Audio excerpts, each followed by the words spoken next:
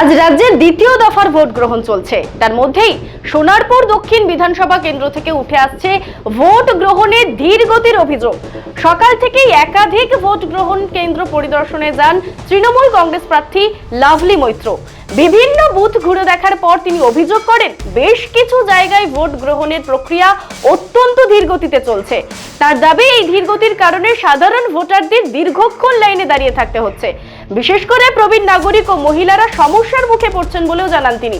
অনেক ক্ষেত্রেই ভোটারদের অযথা অপেক্ষা করতে হচ্ছে, যা গণতান্ত্রিক প্রক্রিয়ার পক্ষে শুভ নয় বলে মত তার। কি বলছেন লাভলি মৈত্র, শুনুন। হ্যাঁ, কথা হচ্ছে, আমরা আরোর সঙ্গেও কথা বলেছি, একটু স্লো হয়ে গেছিলো কিছু কিছু জায়গায়, তো যাতে সেটা তাড়াতাড়ি হয় এবং মানুষকে বেশিক্ষণ দাঁড়াতে না হয় গরমে, সেটা আমরা কথা বলেছি, ওনারাও দেখছেন, চেষ্টা করছেন।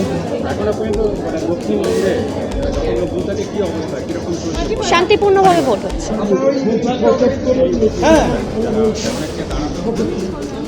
হ্যাঁ, দাঁড়াতে হচ্ছে, সেই জায়গাগুলো আমরা দেখছি। সব প্রশাসনিক স্তরে যারা আছে তাদেরকে রিকোয়েস্টও করছি যতটা তাড়াতাড়ি সম্ভব করা যায়, এবং যারা সিনিয়র সিটিজেন আছে বা অসুস্থ আছে তাদেরকে যাতে আগে তাদের ভোটটা করিয়ে নেওয়া যায়, সেগুলো আমরা বলেছি, দেখছেন ওনারা। লাভলি মৈত্র আরো অভিযোগ করেন, কিছু বুথে পর্যাপ্ত ব্যবস্থাপনার অভাব রয়েছে, যার ফলে ভোট গ্রহণ স্বাভাবিক গতিতে হচ্ছে না। তিনি দ্রুত এই পরিস্থিতির উন্নতি ঘটানোর জন্য নির্বাচন কমিশন ও প্রশাসনের কাছে হস্তক্ষেপের দাবি জানান। তিনি স্পষ্টভাবে বলেন, প্রতিটি ভোটারের যেন নির্বিঘ্নে এবং নির্ভয়ে ভোটাধিকার প্রয়োগ করার সুযোগ থাকে, তা নিশ্চিত করা জরুরি।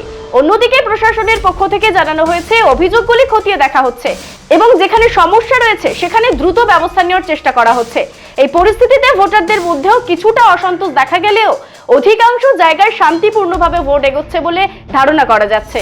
একেবারে আপনাদেরকে জানিয়ে রাখলাম যে লাভলি মৈত্র ঠিক কি বললেন, এবং তিনি সোনারপুর যে দক্ষিণ বিধানসভা তার বিভিন্ন বুথ কেন্দ্রে তিনি পরিদর্শন করছেন এবং শান্তিপূর্ণ ভোট হচ্ছে কিনা তা খতিয়ে দেখছেন।